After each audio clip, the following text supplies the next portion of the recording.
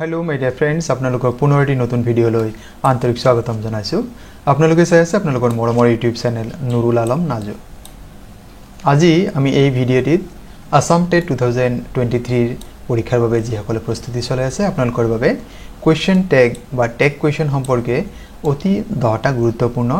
প্ৰশ্ন উত্তৰ লৈ আহিছো আৰু এই 10টা বেলেগ বেলেগ নিয়ম প্ৰয়োগ হয় সেইখিনি বিস্তাৰিতভাৱে আমি আলোচনা কৰিম আৰু এইখিনি নিয়ম জানিলে আপোনালোকে question tag বা tag question সম্পৰ্কে যি প্ৰশ্ন হয় আপোনালোকে নিশ্চয়কৈ উত্তৰ কৰিব পাৰিব সম্পূৰ্ণকৈ ভিডিঅটি চাও বুলি অনুৰোধ জনালো নিশ্চয়কৈ এই ভিডিঅৰ দ্বাৰা আপোনালোকে যথেষ্ট উপকৃত হ'ব আহকচোন বাৰু সম্পূৰ্ণকৈ ভিডিঅটি জানি লও so here this what is the correct question tag here this is some mangoes are sweet ইয়াত আমাৰ অপচন দি আছে weren't they wasn't they isn't they aren't they ইয়াত চাওক কথাটি হৈছে যে এই বাক্যটিত statement আমার কি পজিটিভ হয় গতি আমার ট্যাগ নেগেটিভ হ'ব লাগিব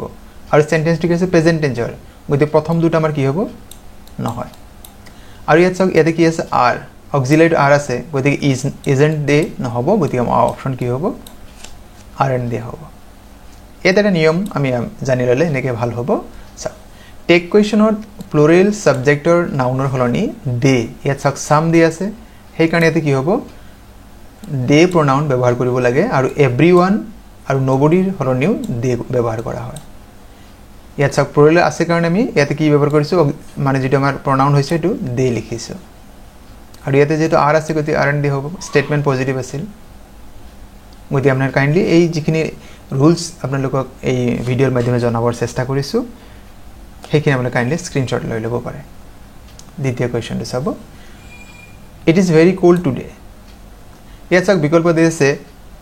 আমি দেখা পাইছো যে অক্সিলারি আমাৰ কি আছে ইট আছে আৰু ইয়াতে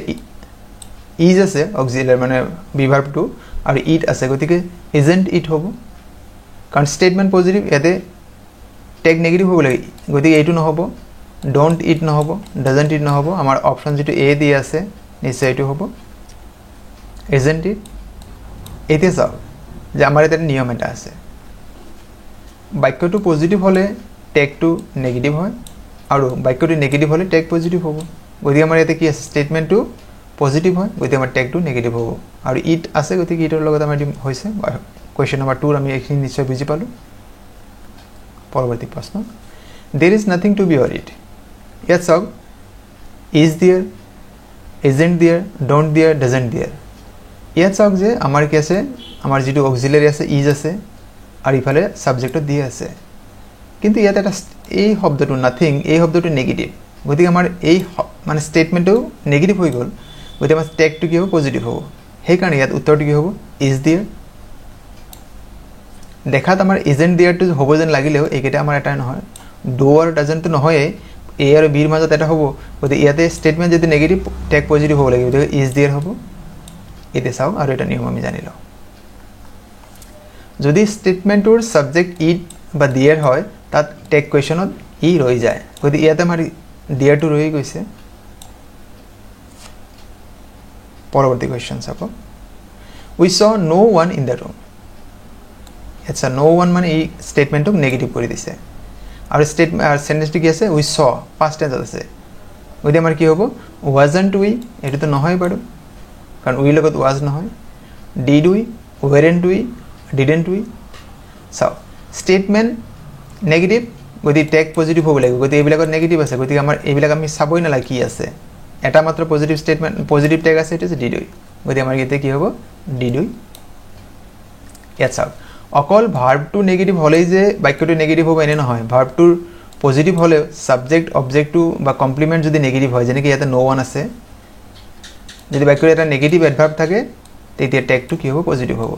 গতিকে চাওক ইমান সহজ একেবাৰে আপোনাৰ 5 সেকেন্ডও না লাগে 2 সেকেন্ডত আপুনি ক'ব পাৰে কাৰণ স্টেটমেন্ট নেগেটিভ টেগ পজিটিভ হ'ব লাগিব গতি আমাৰ তিনটা নেগেটিভ আছিল এটা পজিটিভ গতিকে পজিটিভটো আমাৰ উত্তৰ হ'ব question number 5 little progress has been made ইয়াত চাওক haven't we haven't it have it hasn't it has it চাওক ইয়াতে কি আছে has গতিকে আমাৰ have থকাটো নহব have থকা এটাও নহব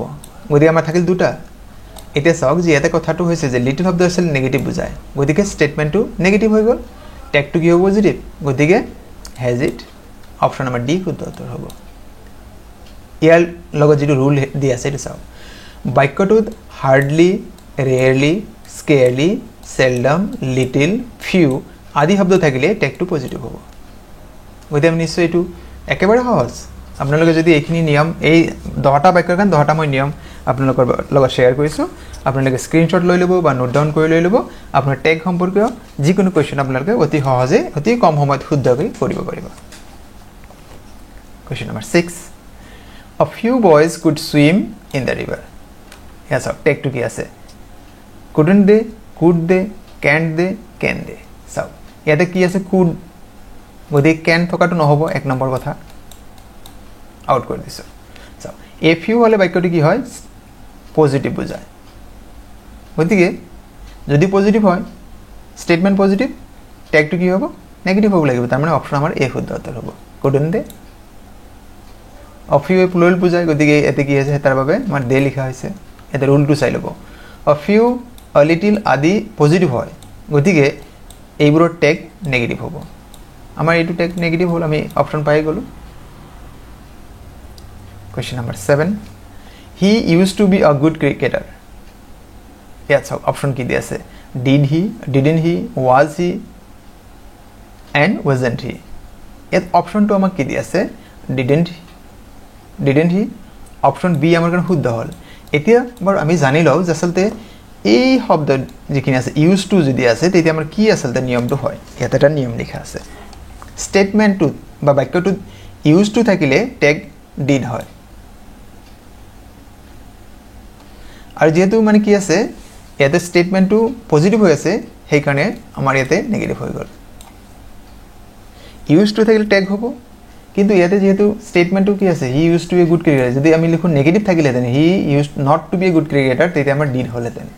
যেহেতু স্টেটমেন্ট পজিটিভ হৈছে টেগ নেগেটিভ হ'ব আমাৰ যেটো নৰমাল ৰুল যেটো হয় টেগৰ Question number 8 Remember to close the gate yes sir will we shall you won't you don't you yes sir আমার অপশন দি আছে সি এটি কি নিয়মৰ ভিত্তিত আমাক অপশন সি হৈ গল হেতু আমি জানিলাম সব সাবধান বাণী যদি আমি কারবাক ওয়ার্নিং দিয়া হয়েছে বা ইনফর্ম করা যায় সাবধান বাণী শুনোৱাৰ ক্ষেত্ৰত won't you ব্যৱহাৰ কৰা হয় টেগ কোৱেশ্চন গতিকে ইয়াতে আপোনাক ইনডলি ওয়াৰ্ন কৰা হৈছে ৰিমেম্বাৰ টু ক্লোজ দা গেট গতিকে আমাৰ ইয়াতে কি হৈছে অপশন সি শুদ্ধ হৈছে আমৰা কাইন্ডলি নোট ডাউন কৰি লব বা স্ক্ৰিনশট লৈ লব question number 9 let's go for a picnic ইয়াত বাক্য আৰম্ভ হৈছে লেট শব্দৰে তেতে কি হ'ব ইয়াতে এটা নিয়ম আপোনালোকে পাব ইয়াত চাওক আমাৰ অপশন ডি হৈছে শ্যাল উই এতিয়া শ্যাল উই আমি কি লিখিলো বেলেগ কেটা কিয় নিলিখিলো হেতু আমি জানিলো চাওক ইম্পাৰেটিভ সেন্টেন্স আমি নিশ্চয় জানো ইম্পাৰেটিভ মানে আধাসূচক বাক্য যদি লেট বা লেট শব্দৰে আৰম্ভ হয় লেটাৰ শব্দৰে আৰম্ভ হয় তেন্তে শ্যাল উই লিখি টেগ কোৱেশ্চন কৰা হয় গতিকে যেহেতু আমাৰ আৰম্ভণিত কি আছে লেটস বা লেটাস যিকোনো নাথাকিলেও আপনি কোৱেশ্চনটোৰ যেটো টেগ হ'ব হেতু শ্যাল উই হ'ব নিশ্চয় এখিনি আপোনালোকে নোট ডাউন কৰি লব পাৰিছে কোৱেশ্চন নম্বৰ 10 আৰু আজিৰ ভিডিওৰ অন্তিম প্ৰশ্ন what is the correct